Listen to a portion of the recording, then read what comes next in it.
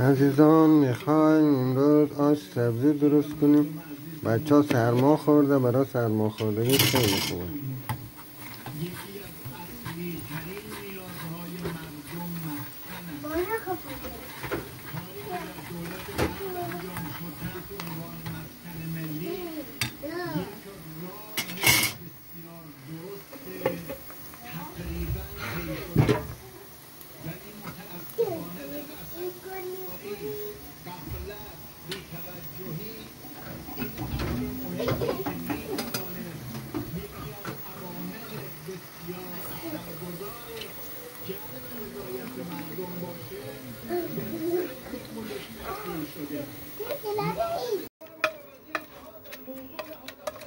باید سبزی ها رو خرد کنی تمیز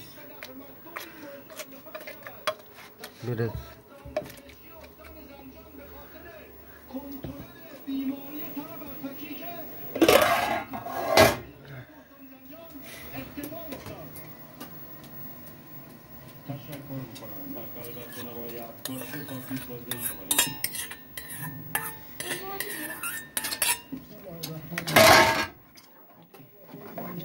ریاست محترم جمهور است با توجه به اینکه دولت در خصوص انحلال سازمان و مشاور